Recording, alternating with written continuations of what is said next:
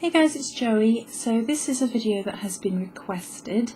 I shan't say your name in case you don't want me to, but it was a request about Morrigan's children and witches in general, and whether I thought they are born or made. And I've decided to sort of incorporate the two, because obviously we could discuss if witches are born or made, but I think because my perspective on this is so tied up with my path and the Morrigan and that sort of thing, it makes more sense for me to address this as one issue, all tied in together. As I was going through my thoughts, I've jotted notes down and things, so I'm looking down, that's why. And it came clear to me that because of my experiences and my interactions and things, it's very tied up in the same sort of vein of thinking. Excuse me if I'm drinking, it's warm. So, to answer the initial question, do I think Morrigan's children are born or made? I think there is an element of both, and we will discuss that as we go forward. Okay, so the way in which witches or Morrigan's children are born into the path. Now, a lot of people, when they discover their path, be it Wiccan, be it pagan, be it witch, be it anything of that spiritual nature, they often say it's a bit like coming home. And, oh, I've always sort of known, I was sort of born that way, you know. A lot of people will say that, and I think what it is for me in particular is you sort of are born with predisposed talents to those paths. You know, you are sort of, you might be born clairvoyant, for example, or have psychic abilities, particularly to be predisposed to discovering the Morrigan is your matron, if she decides to declare herself for you, and that is the way it will work. And we were going to discuss that later, but I'm going to say that now and reinforce that later. So I think many people who are born into this path and come across this path and find this path are sort of predisposed to it. They might be born certain talents such as clairvoyance or spiritual awareness, or they could see auras, or they see spirits, or all those sorts of things, you know. They sort of are born with a natural feeling of being connected to nature, for example. And I think that has a lot to do with something which is influencing my experiences right now, which is the sort of discovering of your soul journey through life and death in past life type experiences. I've had a lot of imagery coming up in the last week and a half of the infinity loop, and I had this person who requested the video actually was talking to me about this as well, and it's all very tied in with this right now, and it's all so relevant right now that I wanted to make the video. Having said that people might be born to be predisposed to this sort of awareness, or having gone through many lives and coming to the point in their soul path where they are ready to embrace somebody as their matron goddess, such as the Morrigan, or just the path in general, depending on where they are in their points in their journey, is not to say that there some witches are born and then some people are fakes, because you do see that. Some people use the idea of witches and whatnot being born as an excuse not only to judge others, but to shame others, put others down, and to sort of try and dispower, derail other people's abilities and sort of make them look down on people. And the other side of being born with something, which ties into that notion, is that quite often people who are born into something like this, clairvoyance, psychic awareness, etc., are suppressed by others and self, and or self. This happens a lot with children, and I've seen it in my own life, I've seen it in people close to me, and I know of it going on. That, you know, children often don't understand it so much, and they sort of more innocently engage with it. I used to see spirits when I was very young, and it never bothered me at all until growing up. Both my parents started filling my head with horror stories about what stuff they'd been through, because both of them had abilities which they sort of used in a really negative way. They both did Ouija boards and stuff without proper consideration. You know, that type of messing, dabbling, mucking about rather than being respectful, and both had scary experiences as a result, which, you know, if you go into something like that without respect, then I'm guessing that can quite likely happen, that you have a negative experience. So they frightened me as a youngster, and there was more than one story, and those stories I could recite word for word in my head because they did frighten me back when I was young.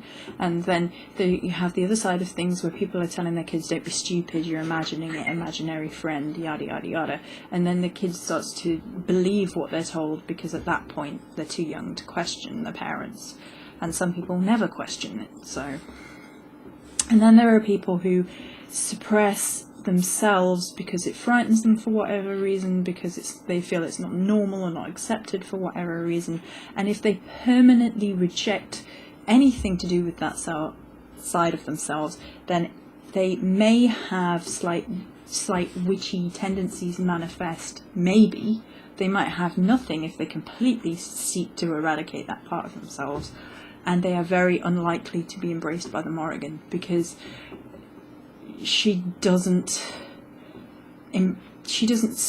sort of picks her children on I think certain talents and certain life experiences, and she decides, you know, she measures the worth and decides whether to call or not.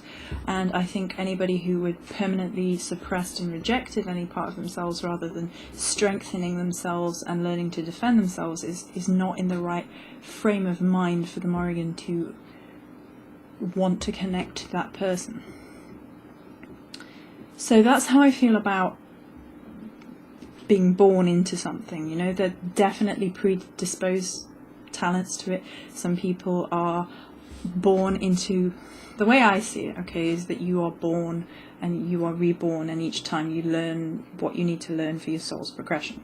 So if you are at the stage where you are predisposed to being able to embrace that lesson on that life path, then that's like being born into it. But it's not necessarily, you know, you are born that way, you are not born that way. It's just progression of where you are on your soul journey rather than your life journey. I hope that makes sense. Okay, so then we're going to move on to how I feel Morrigan's children and witches to an extent are made. So I'm just checking I've written everything. Right, yes. So, how are witches made? How is it after, you know, not just innately born into it? So I've often said that I consider witchcraft or paganism and all of that thing to be a lifelong journey, and I think I might amend that to be a soul-long journey, because that's where I am at right now, is sort of incorporating and discovering that, you know, things that have happened in past lives coming through and where I'm supposed to be going and all the rest of it. So with the Morrigan in particular, it's about battles, strength, continuous testing, bravery, and then sort of your worth. And that's not me saying your worth, you know, it's up to her and her way of testing her children. I'm trying very definitely to say children rather than daughters. I realise I've said daughters in the past, and like people have come to me, both have been guys recently, and I'm like, okay, yeah, children, right. So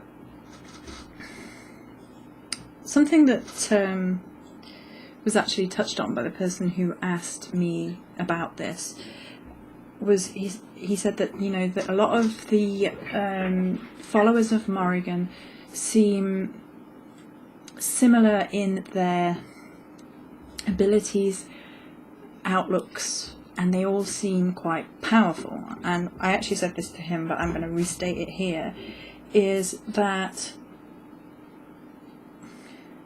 I don't consider it to be these people are more powerful than anybody. What I consider it to be is that they are strong. They are strong individuals, and there is a cost of strength. And the cost of strength is trauma, is turmoil, is pain. And I think that the Morrigan often comes to those who have been through, survived, fought through some of the most horrific experiences that you can go through as a human being. I went through hell most of my life, in different varying degrees and in different ways. And it was when she came, when she appeared, when she marked me, she told me right then and there, you know, I have watched you your whole life. I have measured, I'm going to cry, I'm going to try not to cry because I've got makeup on. I have measured your worth, and I have found you strong. You have survived, you have fought, and you know, that has always been integral in a part of me, which was fighting through and protecting those who I cared about, those who I loved. And it sometimes felt like being up to here in water and surviving it, but I fought through, and I just would not give up. And that is something which is more made, you know, it's more learnt, it's more the result of a hard life or surviving and having that warrior spirit of I will not give up, I will not lie down and die. And there have been times in my life and in other people's who I have known who have interacted with Morrigan, where you feel like you could lay down and die because everything is just horrific, but you don't. You make the choice, and the choice that I refer to here is you get the choice between what is right and what is easy. And as part of the Morrigan's path, you get this all the time. You will be tested on this all the time. What is right and what is easy, and it's never clear cut. Sometimes it is very clear cut. I mean, in the horrible example from my past, I knew what was right and I knew what was easy. Like, I knew that standing up for the victims, including myself, was going to be horrific and life ripping apart and soul ripping apart and painful and all the rest of it, but it was right. And then later on in life, things get to be, sometimes you get decisions and it's not that clear cut, and you think, is this the easy path or is this actually a more difficult path? And you have to sort of work that out for yourself, and it's a process, a lifelong journey, and because of that, that is the made aspect. You know, you are continuously tested, you are continuously fighting, you are continuously searching, learning and embracing new ideas and knowledge and all that sort of thing. That is something to do with the witch path rather than the Morrigan path as well. That I think that, you know, witches are made from the way that they interact for the rest of their life.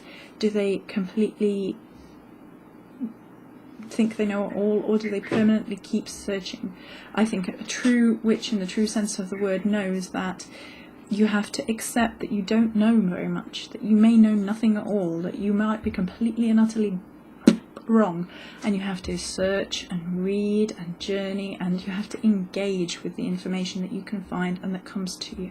You have to live that path. It's not about oh, I have these natural gifts, sit on my laurels, la-di-la. It's living it, and not just saying you live it, but living it, and being humble and walking the path rather than thinking you know it all and that you can do what you want, and excuse me,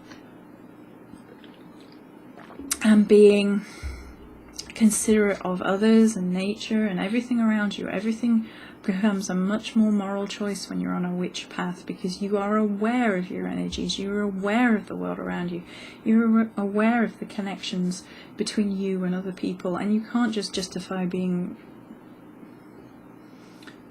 nasty or selfish all the time. And I mean, sometimes you have to realign what you think selfish is, and you have to look at how you impact on others as well as how you react to others, and what bothers you and what doesn't bother you. And it can be exhausting, but it's a lifelong path, and it's basically to empower and to better yourself. And the way I look at that is, it's to be a better person today than you were yesterday, and to be a better person tomorrow than you were today. And I am looking now at what I need to be doing every day a little step in the direction that I want to go, and keeping that in my mind.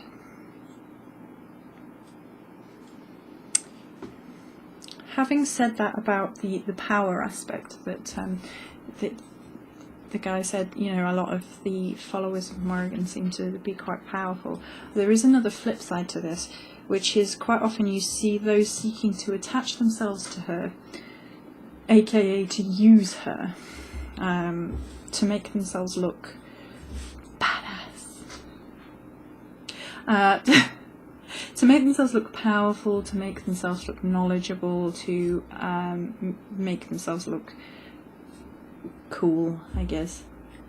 You know, the people that attach themselves to this sort of whole, oh, she's a dark goddess and she's got all these scary images, so she must be hardcore or whatever. And it's, first and foremost, the Morrigan is very unlikely to have anything to do with those people, because if you try and use the Morrigan for your own ends, the best thing you can expect is to be ignored. The worst thing you can expect is to start getting a whole load of trauma coming your way in wrath. Because it's like, you know, if you think you can embrace her name without being approved by her, then here, have some tests all in one go. And I've seen that. I've seen, you know, people who say that they, oh look, I'm suddenly to do with the Morrigan, and I'm cool, I'm dark, I'm gothic, I'm and they're missing the point. It's to do with her choosing you, and you might be able to embrace other goddesses more easily, but the Morrigan chooses the person. You don't go, oh, I think it might be her. You will know. You will get clear-cut signs. You will get, you know, she once she's decided, that's it. Now, I also believe that it's a lifelong dedication. Now, that being said, there are those who have sort of limited interactions with the Morrigan. And I call this being touched by the Morrigan, but not claimed by the Morrigan. And touched by the Morrigan character, she sort of appears to those who really need that, her energy, her benevolence, her influence, her energies, etc. And that might be women in a time, or men. When I've seen this, it's all been women. In a time of real emotional, personal distress, trauma, abuse situations, and she might appear to them and help them at that stage, and then withdraw. That at first it used to confuse me a little bit, because I couldn't see how. So, well, once she's there, once she was in my life, once I had been accepted and I discovered her and I embraced her, that's it for me. You know, that is. I wouldn't want to be anywhere else. But I've come to understand it as it's her sort of making her influence known and sort of touching that person, and sort of because they need it. And then she will withdraw, and that will be it. That's not something I can discuss at length, and that is obviously made rather than born. So there might be that duality within her nature of appearing to people as well. People who are born predisposed to being hers and have the soul experience, life past experience, and gifts such as clairvoyance and things, and the nature within their personality, and then survive all those things, all these tests, then that becomes sort of being born into her path, rather as those who are sort of like touched rather than claimed, which might be just, they've been through some experiences that have made them in need, and she appears and then withdraws. Possibly. What else have we got down here?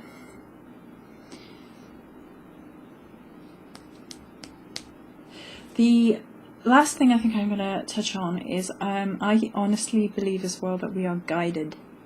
I don't believe in a sort of set step by step predestiny, and there is destiny involved. I can be fine with that, but I honestly believe that free will, choice, falling over on your ass and making mistakes, and obviously relearning everything through life paths over a number of soul life journeys, is a very important part of this born and made process. If you don't embrace and investigate and start to learn about your past life knowledge, then you're not going to really know about it, very possibly, and that means that you are not investigating things that you have been born with the knowledge of somewhere, and that sort of throws into sharp relief the problems of born and made. So I honestly think it is a combination. I think, there are people who might be born witchy and then completely reject it and might have nothing to do with it, and they might have the odd experience within their life, maybe, depending on how much they reject it, but that doesn't make them a witch, and it definitely doesn't make anybody a follower of the Morrigan. And then there are people who might be maybe not born as predisposed, but have an interest, and they might be not so far along on their complete soul journey, their complete soul path, and in this life it is for them to first discover this idea and first discover some of those things and take the joy of that, and maybe not progressing as far as others who have perhaps already embraced a certain goddess or a certain way of living or a certain way of embracing their life lessons before, and then are further along on their soul path. And that's just not to be judgmental about where anybody is on their soul path. It's not to say one person is better than another just because they're further along. It's nonsense. Anyone who says that to you, ignore them. They're further back than you are. Because that's ignorance. It's not about being better than anyone else. It's about improving yourself, your own journey, your own destination. So I hope I've covered everything that I wanted to in this video about that aspect of things, and many blessings.